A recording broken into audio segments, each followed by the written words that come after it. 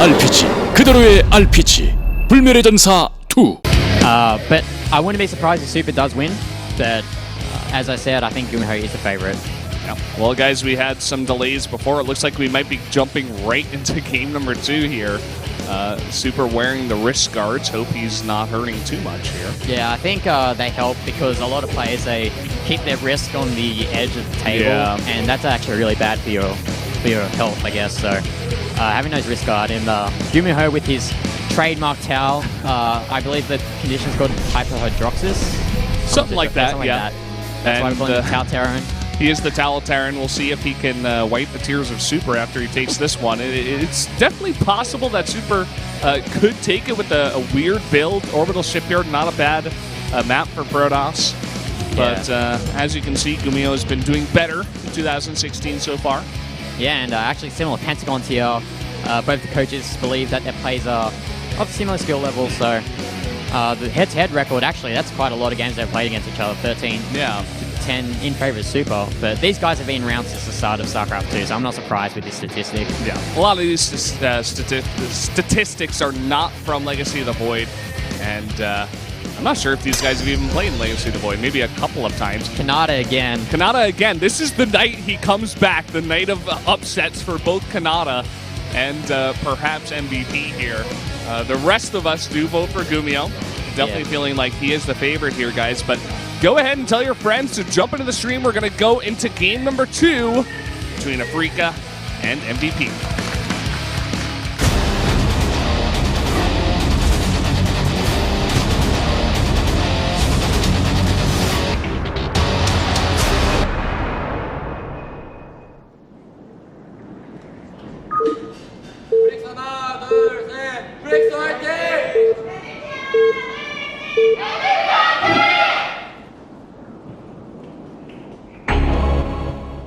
Down here in the bottom left, the Protoss player, he is Super.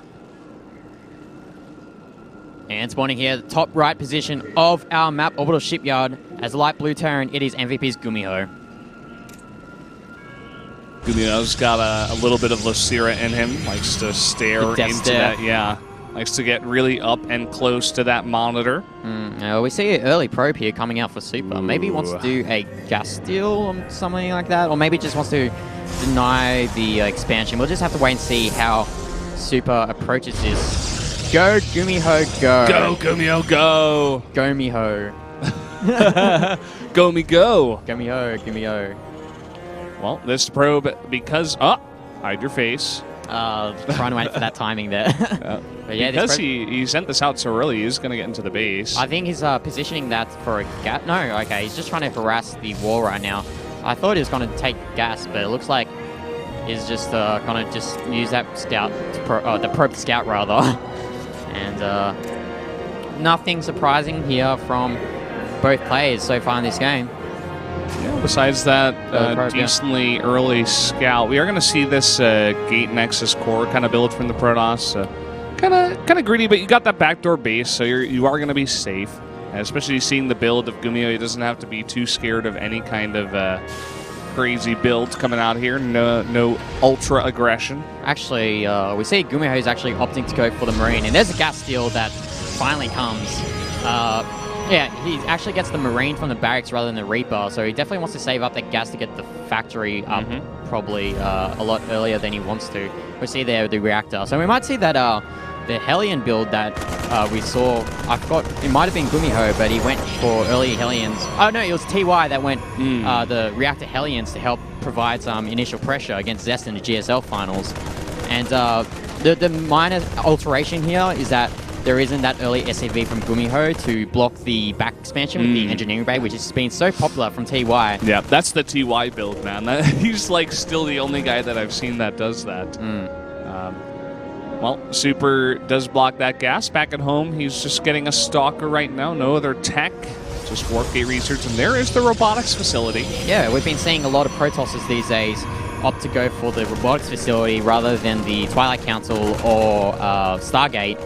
I guess seeing that Marine come out from the barracks suggests that for Super, Widow Mines are a clear possibility for GuMiho, so doesn't want to lose an Oracle if he decides to go for the Oracle. And we see the Twilight Council here from Super, so it's a very common build order what Super's doing here, popularized by Zest. Yeah. You have a lot of options with what he's doing right now. This is the build that it's basically like you go into the Protoss' base and you see those 2 buildings and you're like, well, he could be doing 7 things. I really don't know which one it is.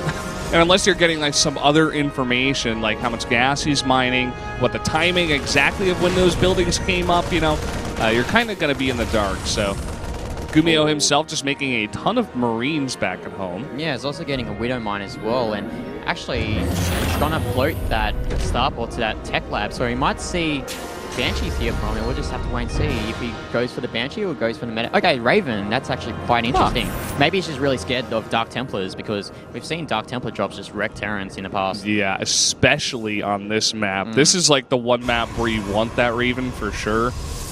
It's going to be nice, you know, putting down PDDs against a high number of Stalkers as well, but it's just a nice little utility unit. You could also add some extra pressure with some auto turrets if he wants to in the fights. Yeah, also the Raven's very good at spotting observers. It does have detection, obviously, so any observers that want to peek into the base of GuMiho, you can just easily snipe them with these Marines. And we see Siege Tank, actually, so we might see some tank evac play from him. Yeah, and this is really interesting. I'm glad you mentioned that because especially GuMiho, he's like the drop king, right? He just is all about that multitasking, about denying opponents' vision and then just going for like 2-3 drops at the same time and just out multitasking his opponent. You were talking about the tanks coming out here. He could try to go towards those backdoor rocks and start shelling that 3rd base. Maybe this is a timing to put on pressure on this specific map in that location. Actually, I really like this build from GuMiho. It's very safe. You got that tank there. You can use it offensively or defensively. Obviously, in this situation, we'll probably be using it defensively here to defend from the Blink Stalkers. And the Raven with PDD, it's going to stop any shots that come from the units of Super. And it's really hard to... my monitor just came off. Okay, never mind. There it is. Yeah, sorry about that, guys. Oh, all the Marines coming back here. Looks like GuMiho really read this nicely. He's like, oh, you must have a Warp Prism around here at this point. I mean, Warp Prism is pretty much essential in this matchup, especially with how skilled the Korean players are. They have the multitasking to use that Warp Prism efficiently. And behind this, though, Super is taking that 3rd base. He's also getting the Resonating Blades for the Adepts, and we haven't seen any Dark Shrine yet. He's actually getting the 2 Forges, so he looks like he wants to get the upgrades rather than going for the high tech. Yeah, very, very late game focused kind of macro builds here from Super. The 2 Forges finish. He doesn't start the upgrades, but he starts 5 gates instead. I hope he hasn't changed his mind at this point. And it looks like GuMiho is just happy to sit here with these buildings. He hasn't thought of expanding at all at the moment. And this turret, and the Widow Mine kills that Warp Prism. That is really bad for Super there. I mean, GuMiho, you were talking about his safe build. That's really, it shuts that down hardcore in the back door if you have that missile turret and the Widow Mine in that kind of location. And even the supply depots on the edge there to try to deny dropping there as well. Actually, here comes the push here from GuMiho, and if you look at the unit count, I mean, Super barely has anything to defend from this. He's only got that 1 Mothership core. He did lose that Warp Prism full Adepts, and luckily for Super here, he has those warp gates being morphed into the map, but he doesn't really have the money to do a full warp in. I really like the fact that he puts those down before he starts his upgrades because he kind of got a sense that GuMiho was going for this kind of 2-base play. There was no 3rd base coming out here. He couldn't see him even trying to go for that. And so GuMiho, he's got a really nice attack coming across, but the Protoss army is pretty big here. Stim does finish up. Here's the Raven coming in. Yeah, here comes the Raven. Then there's the auto turrets to help block that army from retreating, and he hasn't even used the Stim yet because there's no need to. He's just got a superior army count here. And no medevacs, too. Only the first one coming out. Here's the Stim. He's going up there, snipes a bunch of those units, and all the siege tanks in the back do siege up as well, but more and more Warpins coming from the Protoss. He may be able to hold this off. Yeah, I mean, those Marines are like so low health, but here comes the medevac's going to heal these Marines up, and more and more tanks. Here's the first Immortal. Will definitely help in the defense. Yeah, that Immortal's key to defending this. He needs to get those shots onto those tanks because those tanks do so much damage in siege mode, but it doesn't look like GuMiho's thinking about doing that right now. And here comes the Mothership core, but there's no photon overcharge. Here come the probes too. No photon overcharge, no pylon, and a huge pickup from GuMiho. That's going to keep him in this one and keep those tanks alive. Look at the army count here from Super. He only has 19 supply worth of army, And I mean, this is a sick timing here from GuMiho. He might have won this game with this attack. Looks like it. More and more adepts are being warped in, and they do have that upgrades, but with combat shields about to finish up here, 2 tanks do die.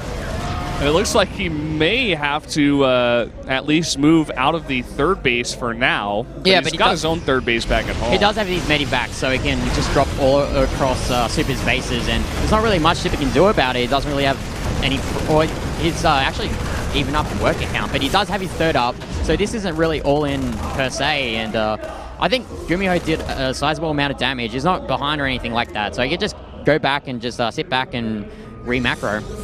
Yeah, for sure. And it looks like Super wants to put on some pressure of his own, having lost a bunch of his workers there in the defense. Let's see what he can do here. There's more and more tanks coming out. He's got 3, and mainly just a Marine army here. You can see that Super very smartly adding in 3 sentries into this army. Make sure he has those Guardian Shields. Wants to force field off those Marines if he can as well. And Liberators are nearly out here for GuMiho. He needs his Liberators to defend from this push coming from Super right now. Super's actually taken that 4th base on the left side of the map. But we see here an attack coming from Super. Let's see how much damage he'll do. Okay, he's hit the Liberators, so he's probably just gonna harass this 3rd base a bit. I thought he was actually going to commit to that. Yeah, I think heavily. that would be disastrous. But +2 for both weapons and armor is starting for GuMiho, and the concussive shell has started as well as the +1 armor. I don't think we've seen an armory yet from GuMiho, so it's going to be behind in the upgrade race. Yeah, he's making that armory now, but he definitely does not have that 2nd engineering bay as far as I can tell. No, he has made that too, but so he is actually lining that up to get that in here. Yep. But Super definitely ahead so far in the upgrades.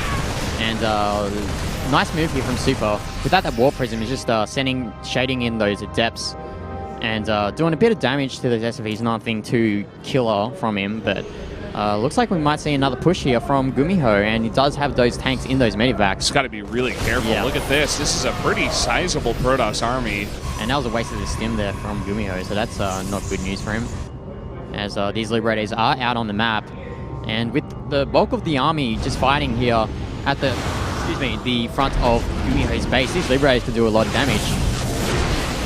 Finally, this Liberator gets sniped over here, but a second one coming into that 3rd base. No response so far. He is going to have to use Stalkers to deal with this. Yeah, I'm not sure where the Mothership Core is. That Mothership Core would have been really useful with the photon overcharges, and the Blink from Super doesn't actually snipe that Medivac, which is quite unfortunate, but more Liberator harassment here from GuMiho. And this is GuMiho's bread and butter, these Liberator harassments, and later on to the game, we should be seeing some Medivac drops as well.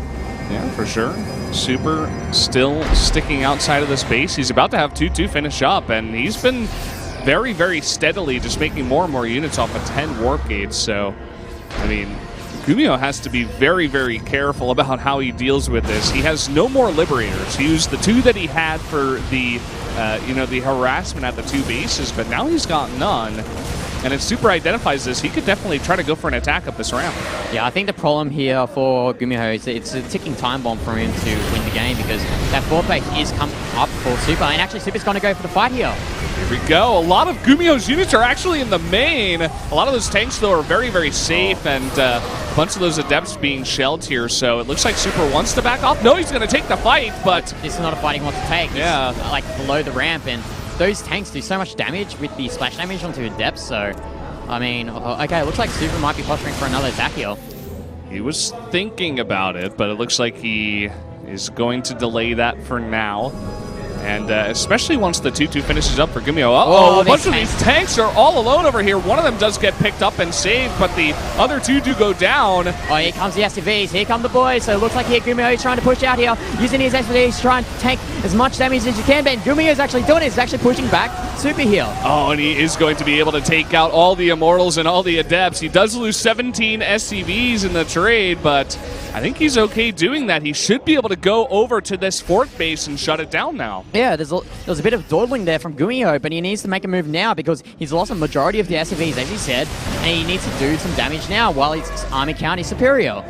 Yeah, I wouldn't even be chasing these Stalkers right now. I think he needs to go for the gateways. Yeah. Go for something. Yeah. Go for a base, you know. Because the more that GuMiho tried to pre-split there to wait for the fight, but he shouldn't be waiting for the fight. He should just be trying to snipe as many bases as possible and many gateways as possible, because at the moment, this is the time to strike when his army is superior to Super's. Yeah, bunch of the bio going up the ramp here, but look at the concave once again, and concave's 2-2 has finished up now. I think this might be it. There's just too much bio here. Look at the army count. Well, actually, no, the Adept warp in, actually. Huge warp in fact. It looks like he's got 12 gates at this point, and just not enough reinforcements there for GuMiho to shut that down. Yeah, I didn't see that warp in there, so without that warp in, GuMiho could have easily won that fight, but the warp in did come in the nick of time for Super, and actually the pendulum swung back into Super's favor in this game. Yeah, it looks like finally he has resumed Liberator production here, I should say. Yeah, this is a healthy amount of medevacs for this situation, but I think the problem for GuMiho here is that he's only mining off one base, while Super has his base at the 9 o'clock position that's well and dandy, running quite fine. So yeah, this is the point where some Terrans have trouble against Protoss on this map, where the Protoss can take the 3rd base easier than the Terran, and then he can take the 4th base easier. So we'll see if the Blink Stalker's trying to go on the chase here. GuMiho trying to decide whether or not to go for the defense or the attack. Looks like he wants to defend. Yeah, but this mining is shut down at that 9 o'clock base. But these 2 Adepts here are going to spot this orbital command land at that 3 o'clock. It's unfortunate for GuMiho there, as he needs all the mining he can get right now. Yeah, even just 2 Adepts at this point is enough to delay a ton of mining at this point. Yeah, so it looks like he's going to clean that up with this Bio army. He's going to transfer those SCVs over, fuel it up, and I think in this situation, Liberators are nice to do probe damage, but he needs to snipe the Nexus at the 9 o'clock.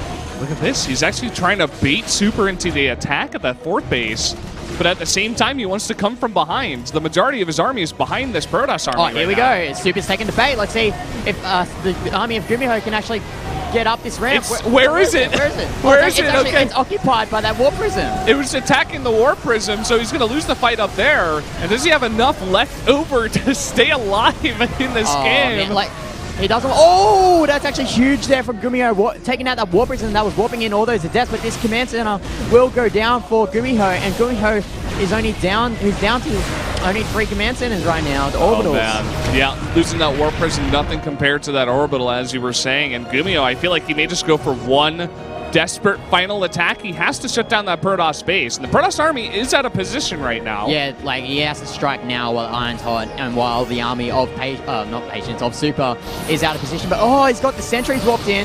But he should lift up. That's so cute. He should. He should be. It looks like he's not really paying attention at this point. And now the army's caught up of Super, and he's going to be able to... Oh, actually, no, he gets the upper ground advantage here, and... Oh, this is actually a really close fight here. It is pretty close. I'm not sure that GuMiho can fight this straight up. He needs to continue kiting, but he's losing unit by unit here. A lot of these units are very, very low. These medevacs are running out of energy. He's just going to stand his ground and fight, but he's losing a lot of these units. I think he should have quicked up, because those medevacs have no energy on him, and I think this might be... Actually, no, the Marines come in from the back, and he's... Okay, he picks up, but... Oh man, this game's really tight, but GuMiho has no money. Yeah, he has no production right now. He's making 3 Marines. And, I mean, look at the supplies, 123 to 68 now. It looks like Super wants to come into that 4th base that's been lifted from the main and shut it down. And I don't really think that GuMiho can defend from this. Here comes the Medivacs trying to reinforce. Here comes the SCVs to tank.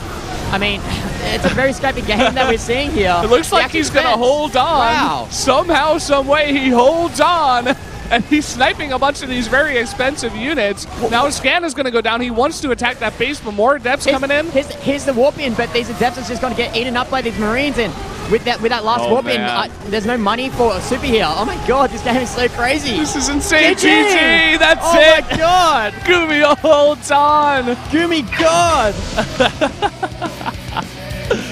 Oh, that was unbelievable. Those upgraded, they had +3 attack to the only +2 armor, and that many Marines. He was making only Marines, and the sentries didn't have enough energy for the Guardian shields, and there were just barely enough Marines with the medevacs to hold on. It looks like Super was maybe a little bit hasty. He didn't group up his entire army.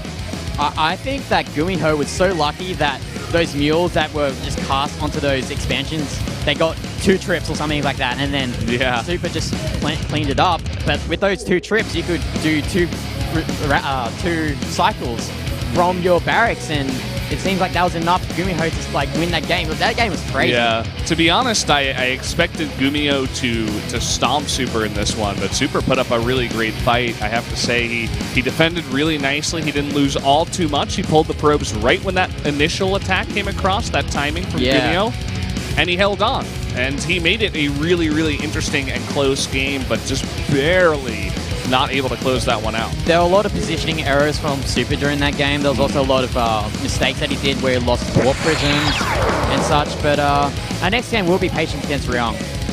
Yeah, going to be another PVT here. And that is going to be on King Sadum Station. Going to be a nice little fun one there. We'll see if Patience can keep Afreeca's hopes alive against MVP, but as is the way of things, guys, we are going to take a short 3-minute break before we get to game number 3. Stay tuned.